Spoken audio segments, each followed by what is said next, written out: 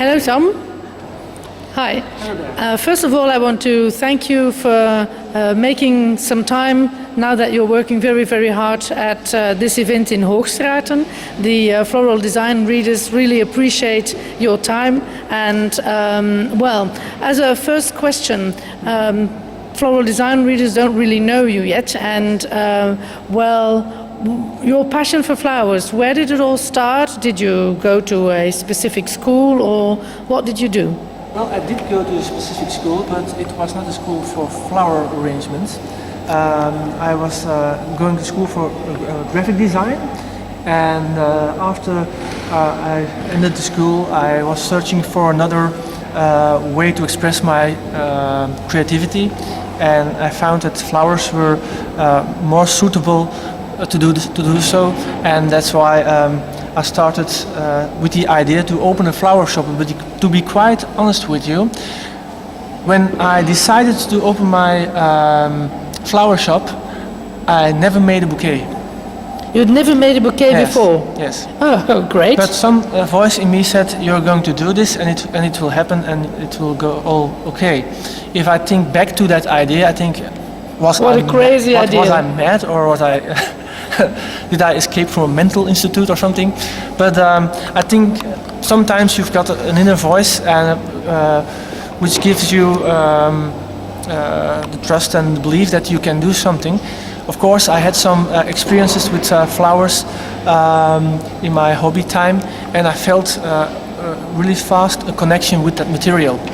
So I started to make some things, and my believe in myself, or shall I say it, my confidence was growing, and there was also a building which was standing empty, and also calling for a new turning point in life, as well as me, and it all melted together.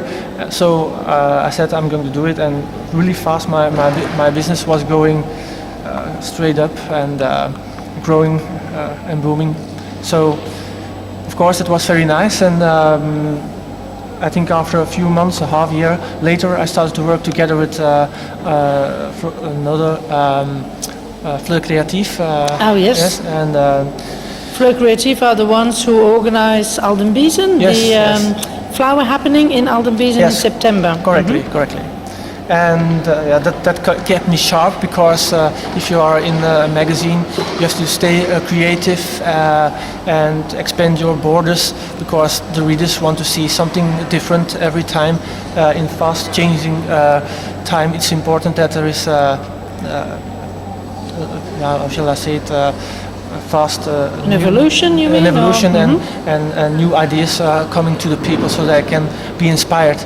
And inspiring is something what is driving me in this event, because a few days, weeks, I have to say to be correctly, a few weeks before I got a phone call, I had a goal to inspire as much people with flowers as possible. And yes, I got a phone call from the former designer from this event, which did it for 12 years. The person is over 70 right now, but still very vital. But said, I want to give the faculty of the torch. Yeah, I want to give the torch to someone else, and that was the moment that I said, yes, this is completely in match with the idea I had to inspire as much people as possible, because at this event there will be more than 38,000 people. 38,000 people working for this event? They come to this they event. come and watch the event. And it's made by more than 100 people, volunteers, which makes the work. So last year it was your first time that you organized and prepared this whole event. It was an immense success, we know that. How do you prepare an event like this? What do you do to make all these, 100 people that work and make all the designs for you? How do you get them started?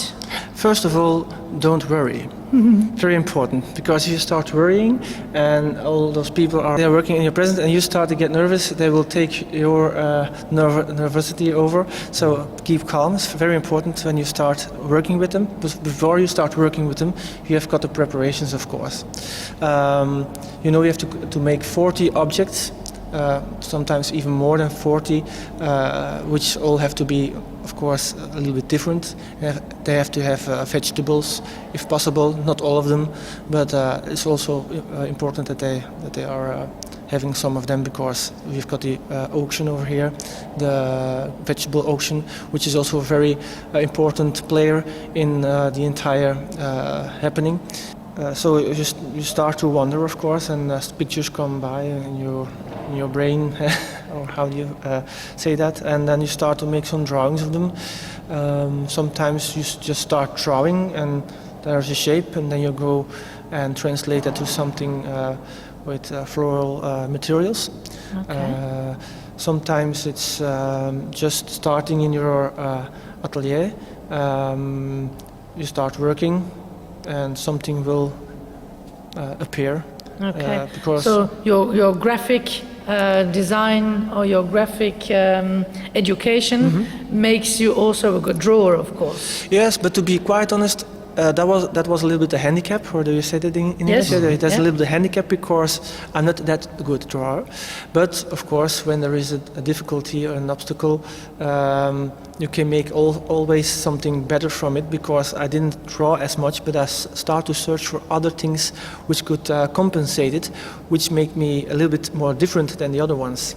So sometimes something which is a handicap can be also something which makes you more creative, to make it happen in another way, and makes you a little bit different than average. Now, you told me that you start drawing things, and I believe I also heard some people say, and I saw a book, you also try them out yourselves. You sometimes really make the designs yourself Yes. to try them out. Why is that, and how?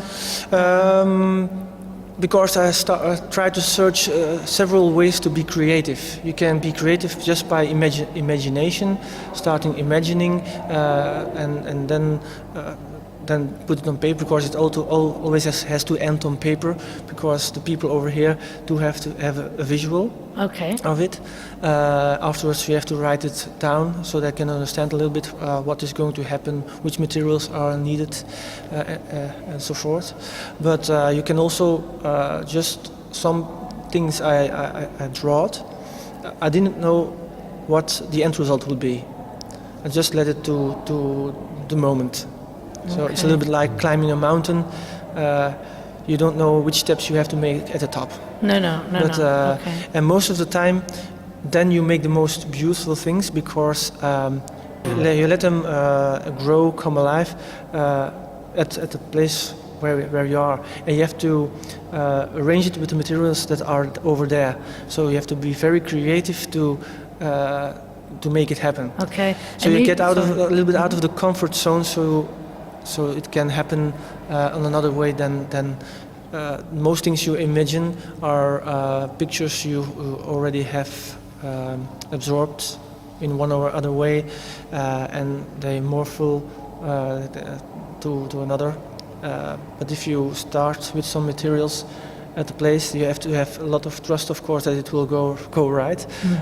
Sometimes you have to let it go for a moment and come back, and then the idea will come to solve the problem. So, and that's the thing, to improvise a little bit is something I really like to do, but good preparation is very, very, very important. You really have to make it as clear as possible.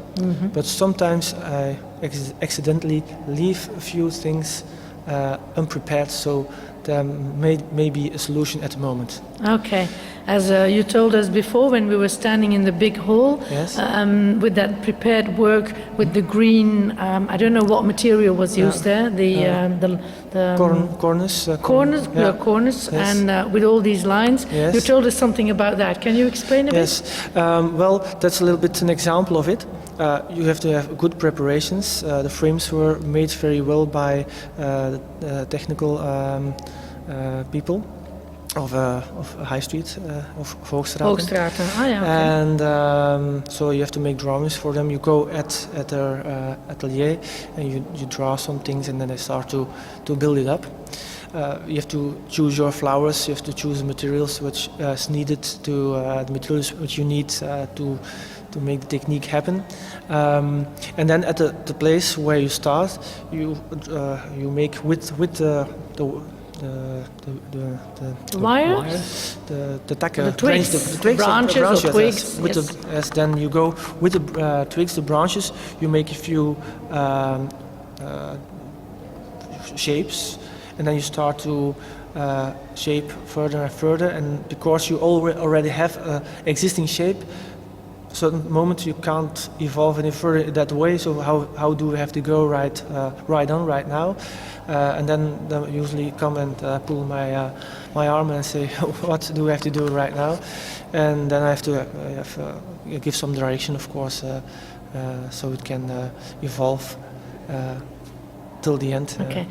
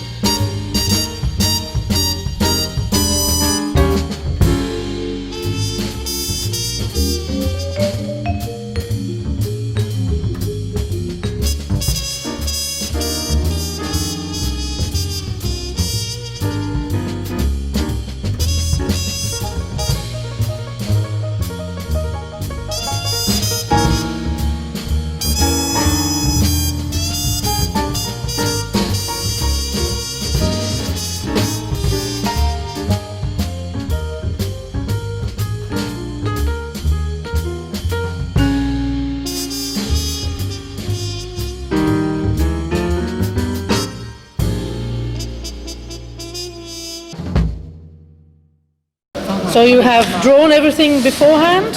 Yes, this one I drawn before. But also I made it an example from it, because sometimes when you start something just from a drawing, you don't have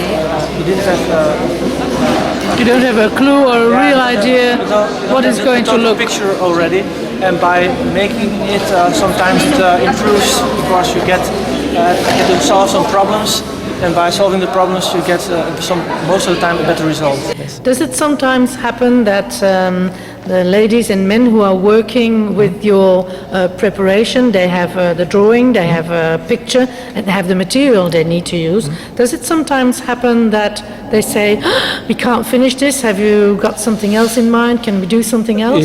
Yes, of course it sometimes happens. Also, the things I write down are almost not completely, because some things you can't just write down. It's too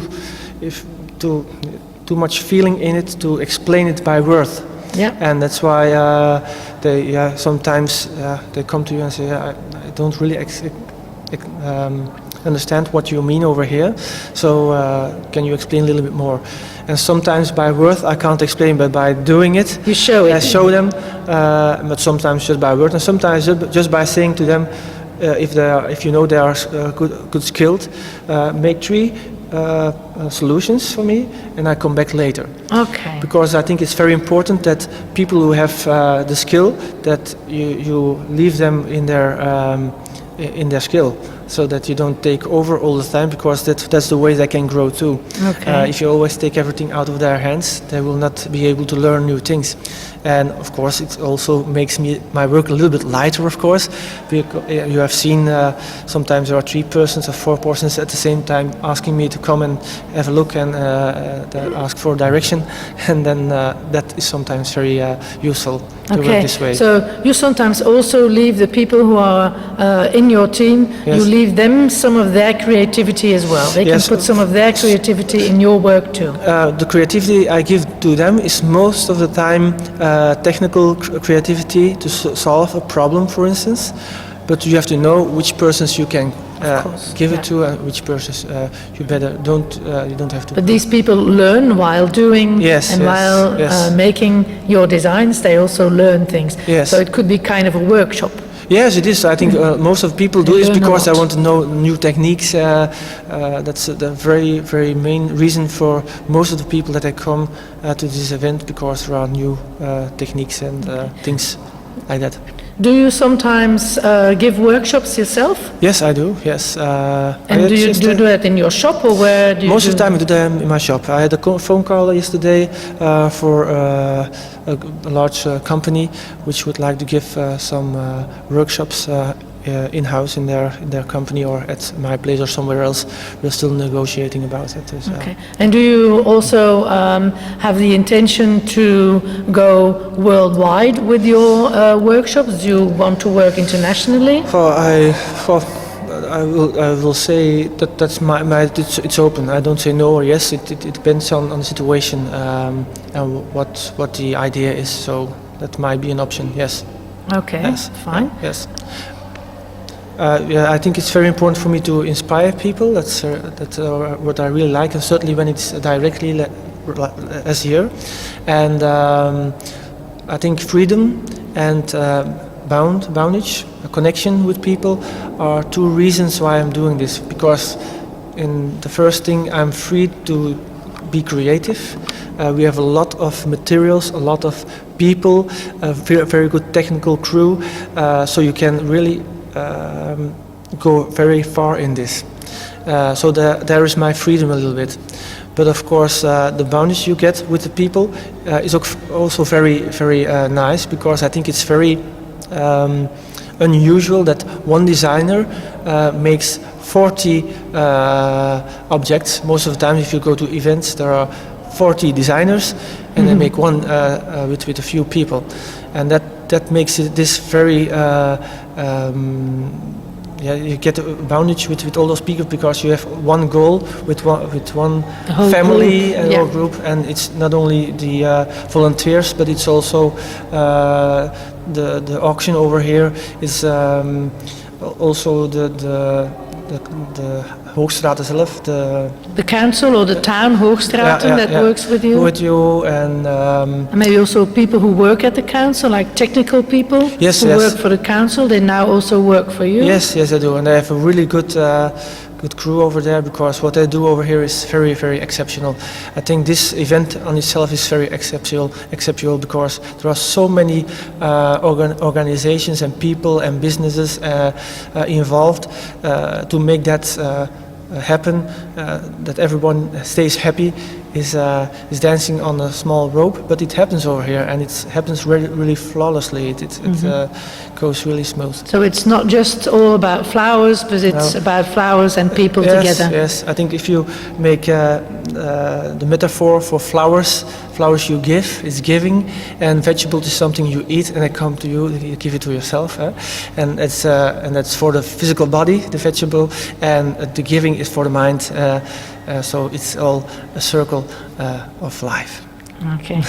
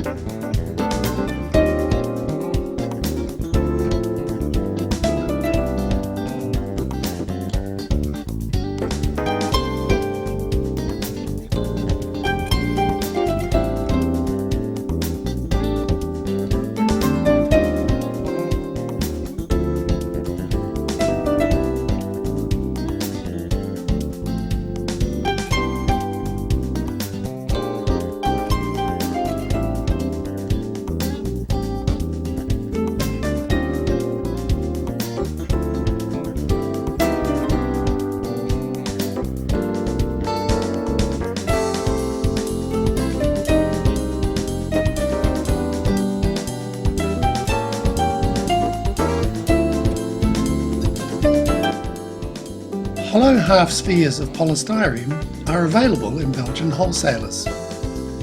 They are very versatile for many different styles. Here they've been covered with large leaves on the outside and down inside the bowl.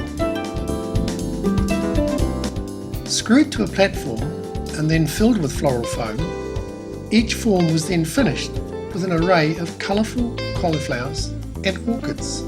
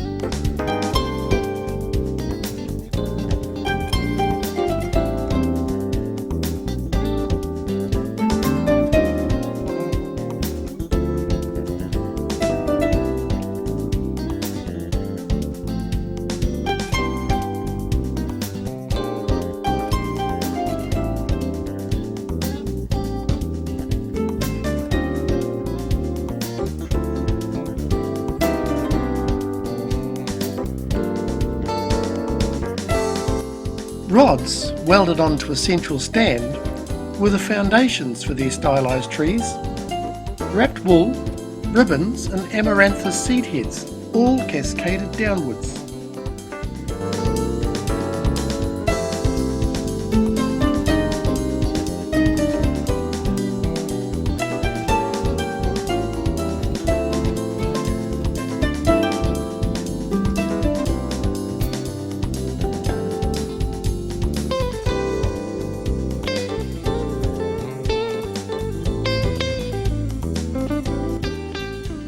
Secure in the planter box, all the base's mechanics were hidden under a layer of cotton cases.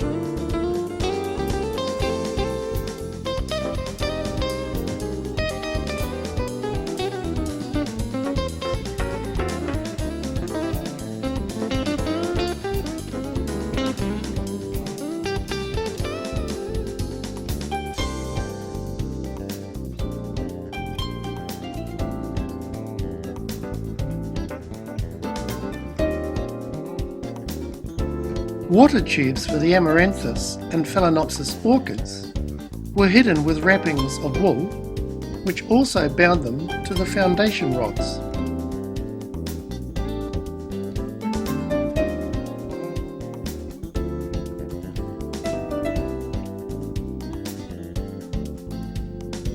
Once set in place outside and in the breeze, the magic happened. The trees became kinetic artworks.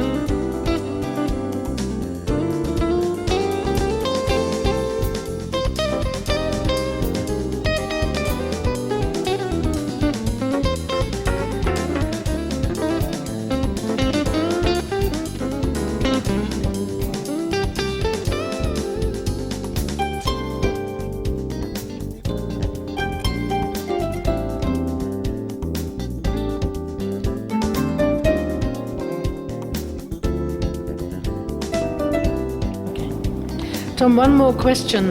Events like this bring flowers to the attention of the public, as you told us, 38,000 people who will come and visit Hoogstraten and see all the works and the designs. Now, how do you try to carry that over into more customers for your own shop? Well, by giving your best shot, to do your best in the first place. This is a real big reclame. Advertising moment for your work, and you come into a spotlight, and of course that gives when you come into the attention. Coca-Cola always wants to get into attention. They do that on their way, I do it on my way, and by getting in that spotlight you are top of mind by people. So if they think of flowers, I have to go to my grandmother or to a birth or a funeral. Of course, you're top of mind, they go to your shop. A little part, of course, but it does have an impact on my shop. It was also my idea from not to work into my shop as much anymore, but more from out of the shop. So it was better for me as a person in one way, but also better for my shop. Okay. So my shop is growing. This year will be, I think, my best year ever if we go on like this. Well, it's a very difficult time for many florists, I think. Yes. So if it is because of this, I can't say really if that really is a reason, of course, because when you put an advertisement in a paper, you don't know if there come more people, if it is because of the advertisement in the paper. But I think there is some correlation between those things. We've already heard from some other florists here in Belgium that economic crisis also plays for them. So this is a way of maybe coping a bit with the economic crisis in the sense of working for events like this. Yes. They will help me to bring more customers to my shop. Yes, it will. That's something what is happening right now, and was something what is also a little bit in the back of my mind. But the first reason I was doing this because I wanted to inspire people, because it gives me a lot of satisfaction, and I want to be creative. In your shop, you can be creative, but there are some boundaries, and that's okay because you can be creative with that too. But yesterday, my shop was 15 years in life, or a birthday. It existed for 15 years. Yes, yesterday my shop was existing for 15 years. So today it's for 15 years and 1 day. And after a while, I wanted to grow a little bit. So by staying between those four walls was a little bit suffocating for me. So I started to search for someone who wanted to grow in the flowers. I started to search for some staff which was wanting to do that. That's one thing very important, but the other thing was very important for me that they didn't go after a year work somewhere else or open their own shop. They also needed someone who really appreciated some safety, and so it's always searching for what does the other person need. What do you need? And then match that together.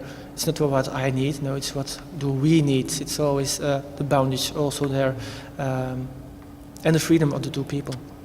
Okay, thank you very much for this interview, and we are sure that Hoogstraten and the works that you will show there this weekend will be a great success. Thank you very much, Tom. Thank you.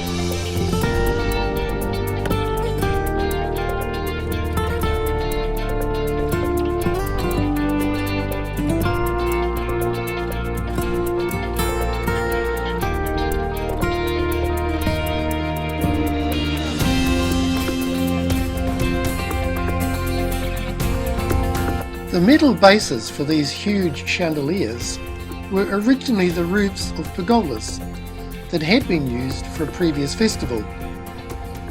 Tom's creativity transformed them with a completely different purpose and form.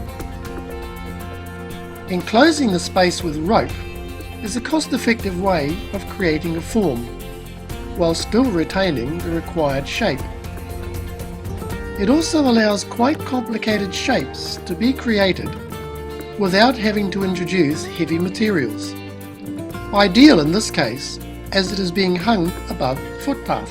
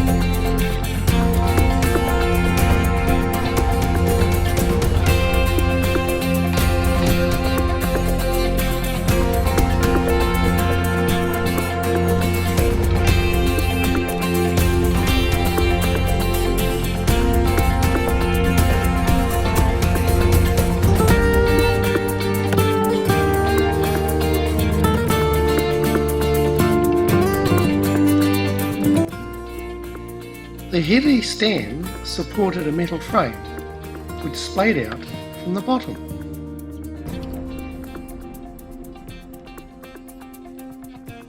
Around the top, 2 rings were welded, one inside the other.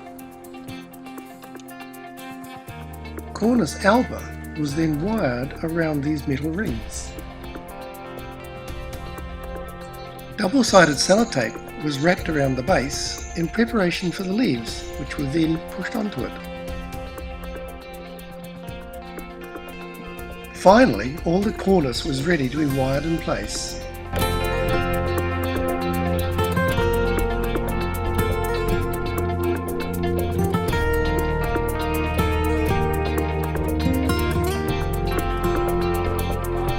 Cornice is a very popular source of wood for Belgian florists. Harvested every year from the new growth, very much like the rickers off the willow, the cornice branches are in plentiful supply. They, like willow, are easily bent, being very pliable when freshly harvested. The advantage of cornice over willow is the colour, as it has either red or green spring growth, depending on the specific tree. As the branches dry, they have very little shrinkage, and if you wind them into this type of structure with a heavy metal base underneath, it will last for a long time outside in the weather too.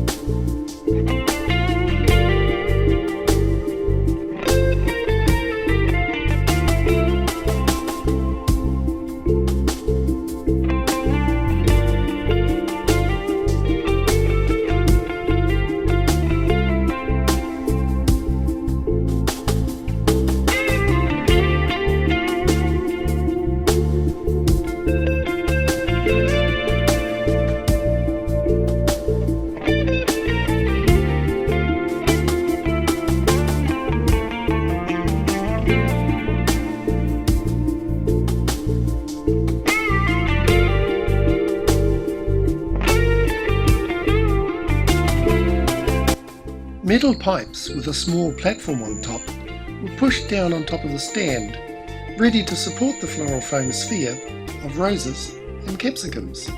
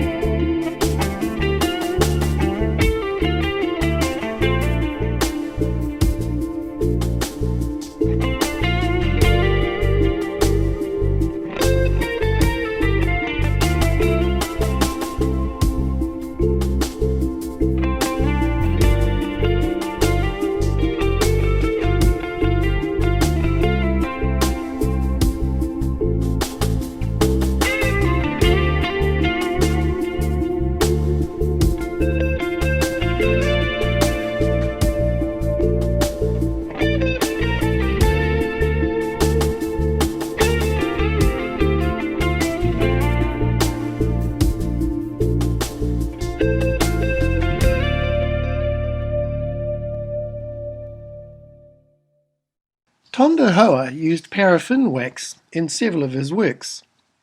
It was heated over a gas flame or used as a slab.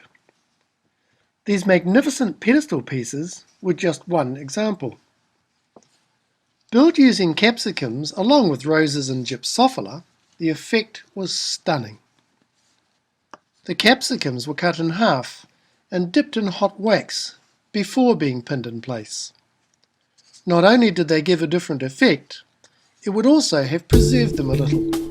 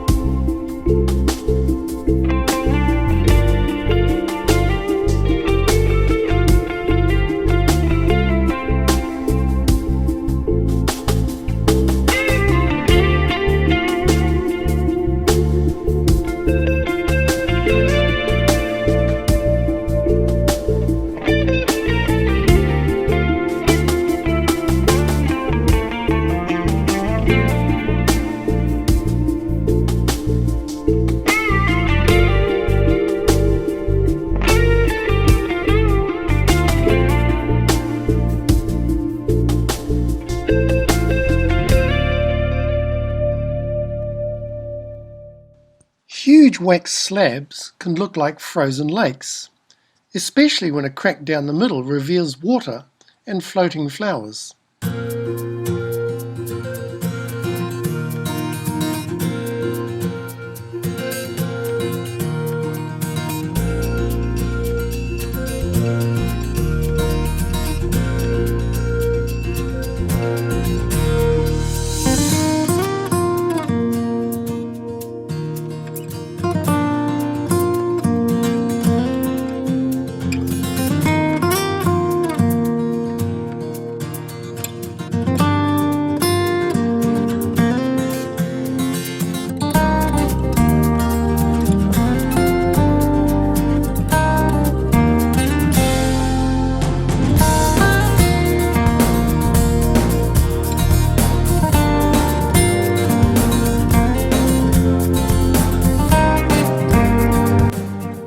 Smaller versions using the same technique will be turned onto the legs to become street murals. Holes have been drilled into the middle to make the circles.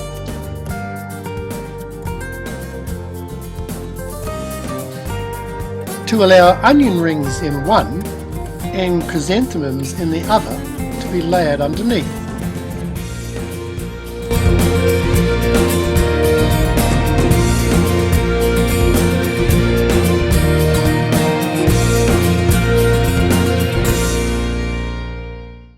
And what are these volunteers creating?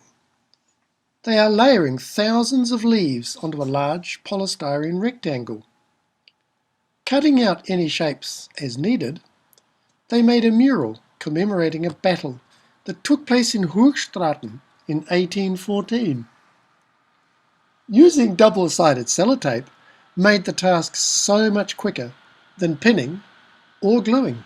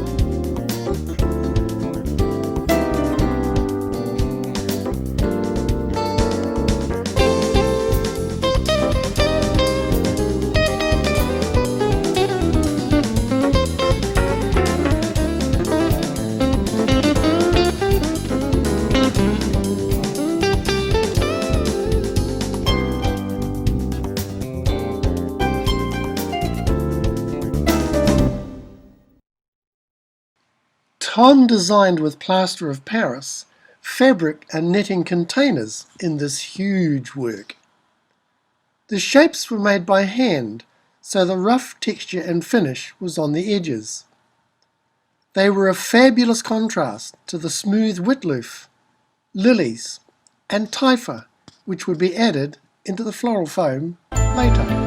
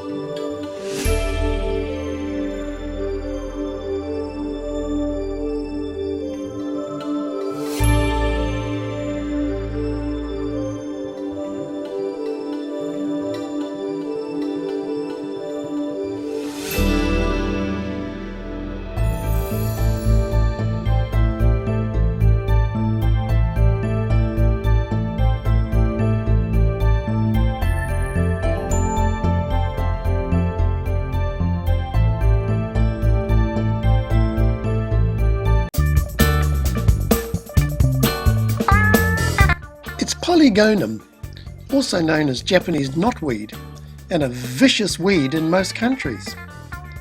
And the Belgians are experts at using it, in the same way other places use bamboo. Watch to learn the tricks and illusions created for this piece.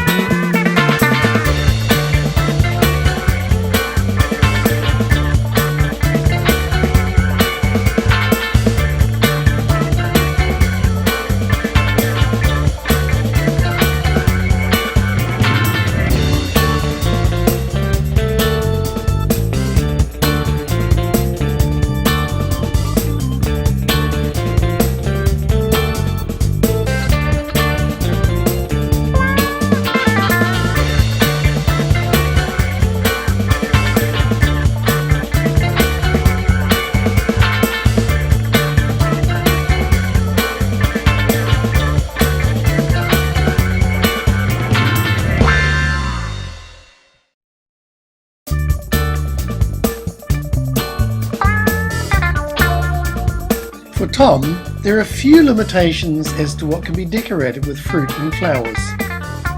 This shape is a freewheeling wiggle formed from metal. Floral foam in wire netting is attached, and hay covered the mechanics. In the centre, the volunteers added wired hydrangeas and roses.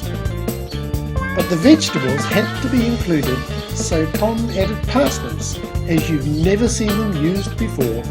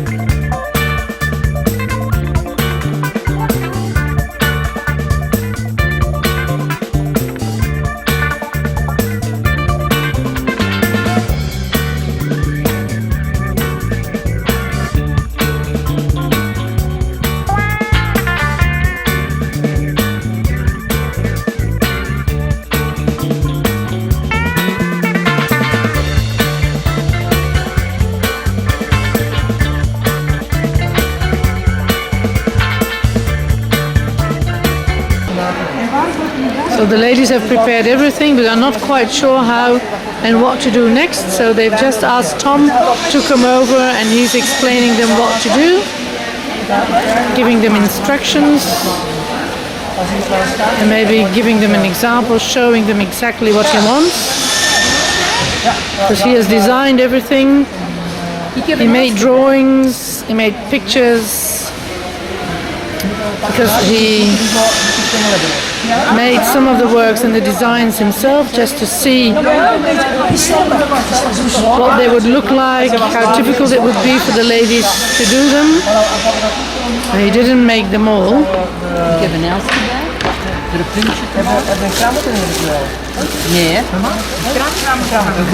So here he's asking for some material that he could use. He's telling them how to attach.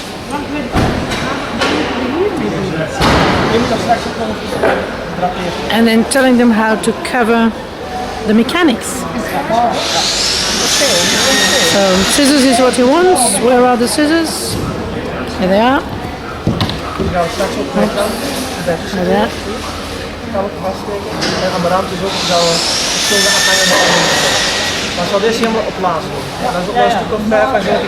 That's the last thing to do. That's the finishing touch.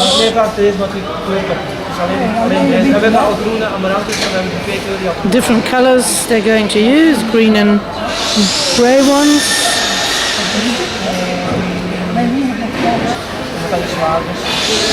So those things are going to hang down from the roses and the hortensia flowers.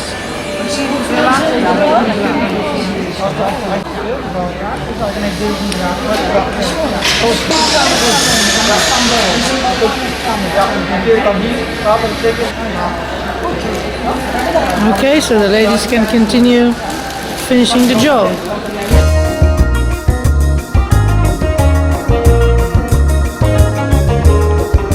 A small set of hanging chandeliers was also being made at the assembly warehouse. Shallots and leaves threaded on wire hung off the metal frame, which itself was covered with wired leaves.